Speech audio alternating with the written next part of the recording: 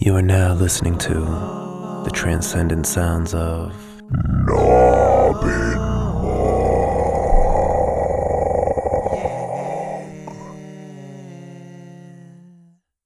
the legendary legend of the New Year Goblin. A Christmas tragedy for the New Year. Part 1. The first rule about the New Year Goblin is you do not talk about the New Year Goblin. It makes him angry. You wouldn't like him when he's angry. With that in mind, let's talk about the New Year Goblin. The New Year Goblin was forged in the fires of heck. It's similar to the fires of hell, but not as hot. It's like going to one of those country club jails for rich people instead of prison. Anyway, the New Year Goblin was forged in the fires of heck.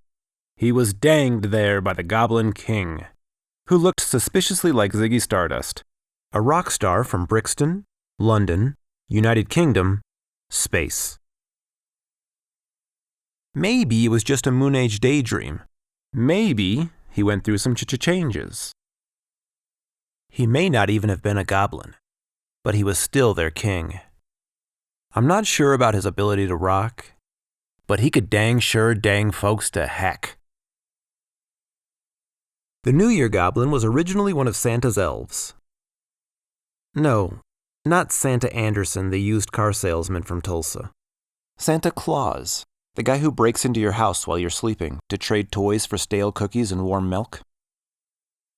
Born Winston Effervescent Cotton Pepper, the New Year Goblin was the fourth child, third son of Alfred Oregano Cotton Pepper and Jenna Cotton Pepper, née Elfman. Winston followed in his father's occupational footsteps and became a toy maker. Jenna was a gardener, which was a weird vocational choice given that they lived in the North Pole, where plants refused to grow. That's a joke. Despite the omnipresent ice and lack of sun for half of every year, around 1,700 plant species grow in the Arctic. But they don't get big, and you won't find many of them in a salad. Life, finds a way. Just ask Dr. Ian Malcolm. Jenna can grow edible plants in a greenhouse called a geodesic dome that gets hot even in the Arctic. Santa brought her plenty of samples to experiment with and learn how to grow for the folks at the North Pole. Santa soon regretted helping Jenna. Mrs. Claus tried to get Santa to eat his vegetables, but he folded his arms and pouted like a weeping willow. Until Mrs. Claus started withholding dessert. "You diabolical! Ho, ho, ho, ho!" said Santa, breaking into his trademark laugh before easing into bargaining like a used shoe salesman. "I'll eat the broccoli, but not the Brussels sprouts." Unlike many of his mom's early attempts at growing new, imported plants, Winston flourished in his new job. His dad had been taking him to work with him since he was a wee elf. It was a common practice, since most elflings in the North Pole grew into the traditional calling of toy making. They had other career options, but it took a bold elf to pursue such avenues. Everybody knows the legend of the dentist elf. But do you recall, there were also baker, accountant, and reindeer trainer elves. There aren't many nutritionist elves, which explains Santa's weight problem. No, I am not body-shaming Santa Claus. But a balanced diet and exercise are important for a healthy lifestyle. Shaming is preferable to a heart attack or a stroke. Unhealthy is always a bad look. Working hard and making quality products is a good look. Winston was doing just that. Winston performed so well that Santa took notice. Within a few hundred years, Santa started taking Winston on his deliveries. I shouldn't tell you this, but sometimes the magical elf breaking into your house on Christmas Eve isn't Santa. Sometimes it's an assistant elf he brings to help cover an entire block or two at once. You never know. You might have elf DNA on that glass of milk. Ask Santa for a cloner next year, and you can clone your very own elf workforce. Uh-oh. I'm spilling Santa's secrets. That's a good way to land oneself, not to be confused with one's elf, on the naughty list. The Goblin King ended up on the naughty list, which led to a hot, stinking mess of chaos. That happens later in the story, though. As one of Santa's helpers, who was familiar with the world outside of the North Pole, Santa gave Winston other responsibilities. One of the most important was being a spy for Santa Claus. The official title was Naughty or Nice Observer, or No-No. Elfred, Winston's dad, who was now the head elf, assigned Winston a list of children. Winston's job was to watch the children and set up 24-hour surveillance, which somehow isn't as creepy as it sounds, because Christmas? Santa relies on various methods and criteria to discern if a child has been naughty or nice during a year. He doesn't have enough elf power for constant surveillance of every child. Advancements in technology allowed Santa to monitor more children than ever. Still, the logistics of watching every child around the world were incomprehensible.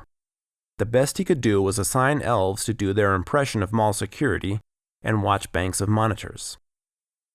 Even during slow toy-making times, when Santa could afford to use more elves for surveillance, there were thousands of screens for each elf.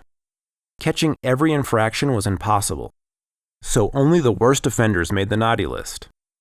It wasn't until the advent of AI, which is infallible and will make glorious overlords for its human servants, that Santa's top computer expert elves could denote certain behaviors that AI could identify and track.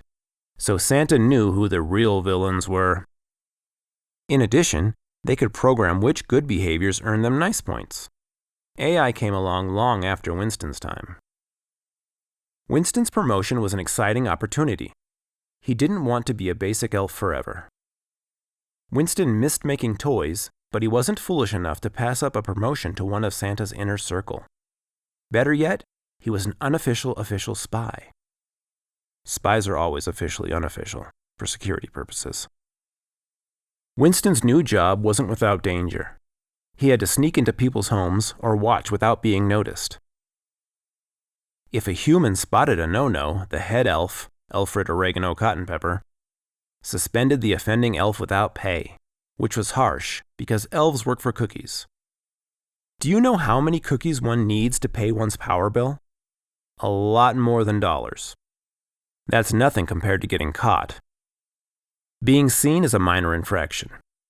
Most people who see an elf think their eyes, or Peter Dinklage, are playing tricks on them. That's a first-degree sighting. Santa can forgive those twice. After the third offense, it's Alfred Oregano Cotton Pepper's job to reassign the elf to rapping. The North Pole contains plenty of rapping elves, and plenty of rapping elves. Rapping elves help spread Christmas cheer through the magic of song. There was that one gangster rapper elf, but he couldn't find an audience in the North Pole, so he tried TikTok, where no one took him seriously. He only has 12 followers. Now he's one of the elves who load Santa's sleigh. Where were we before you distracted me with rapping elves? Right, rapping elves. Rapping is a crucial job in Santa's workshop. But it's not as fun as making toys, being a no-no, or the best job, testing toys. It beats being a monitor. That's as exciting as watching people stare at their phones for hours. A second-degree sighting is one in which multiple people see the elf. Unlike the first degree, where one might not believe one's eyes, or, worst case, discuss the sighting with others, which always hits a wall of skepticism, one or more others can corroborate the second-degree sighting. A second-degree sighting is a sure sign that the no-no in question has become sloppy. After only a single second-degree sighting infraction, Santa's rule is, without question or hesitation, to reassign the elf to rapping. Even though most such encounters fade into rumor or legend, it's too dangerous to Santa's infrastructure to have an elf on field operations who is that careless. The worst of the sightings is the third degree. When an elf is photographed or caught on video, it's a full-scale emergency. In the days of yore, third-degree sightings were scarce, and always partial and/or blurry. Someone might snap a picture of an elf in motion or an elf's arm, neither of which proved elves existed. Now, with the ubiquity of cell phones, the possibility of a third-degree sighting is increasingly likely. In this case, Santa or Alfred reassigns the elf to monitor duty. Then it's up to the computer expert elves to hack into the person's device, cloud, and social media to delete the picture. AI has helped diffuse third-degree sightings since most people assume their AI-created deepfakes. Getting caught could expose them to unimaginable dangers, depending on who or what caught the elf in question. If a nice kid caught the elf, he or she might rattle off questions regarding Santa and the North Pole before making a special gift request and releasing the elf. A naughty kid could hold the elf for ransom, keep the elf in a cage as a pet, or make the elf a servant, forcing the elf to make toys for the kid, or do the kid's homework or chores. Those are just the imaginable dangers. Imagine the unimaginable. You can't, because they're unimaginable. It's even worse when an adult catches an elf. Again, this leads to varying degrees of peril. Typical adults request or demand 3 wishes or to be taken to the pot of gold at the end of the rainbow. Even on sunny days. When the elf explains that he's not a leprechaun, the adult human is often confused. The confused adult will typically lash out in anger or shut down. Shutting down allows the elf an opportunity to escape. An angry adult will do anything from giving an elf a stank eye, yelling, crying, or threatening violence, to acting on threats of violence. Some have tried to sell elves to tabloids, or worse, Hollywood, while others have kept them locked in cages until the elf agrees to grant the human adult wishes or takes them to the pot of gold at the end of the rainbow. Of course, since elves, again, are not leprechauns, they can't grant wishes and don't stash pots of gold at the end of the rainbow. What does that even mean? A rainbow is just sunlight refracted through raindrops. Even if one could reach the end of the rainbow, which is contingent on one's perception, hiding something there would be asinine. The conditions creating the exact rainbow that was there before are... Wait. What in a snowman's butt does this have to do with elves? The only thing in a snowman's butt is snow poop. No, that's not where you stick the carrot. No, stop it. No. Do not. No. No, it is not a tail. You're being rude. Where was I? Oh yeah. Elves will agree to grant wishes or lead someone to the end of the rainbow, knowing that they can't accomplish either. It might seem crazy to agree to attempt the impossible for a dangerous foe, but for the no-no, it was often the only opportunity to attempt an escape. Winston was too adept at his job to get caught, or even cited. Winston's downfall came from a personal vendetta. This vendetta arose when Santa assigned Winston to be the naughty or nice observer for the Goblin King. How is Winston assigned to be a no-no for the Goblin King? Back then, the Goblin King was a human named Tom Majors. When he was young, little Tommy Majors' parents got a divorce. Tommy's stepdad was a cruel, rotten man who used to fart in Tommy's face while he slept. How did he fart in Tommy's face if he was asleep? Maybe he was sleepwalking. I don't know the logistics. I just know that's how the story goes. Around age 11, Tommy, now Tom, started acting out. His rebellion was innocuous in the beginning. Tom started having impure thoughts.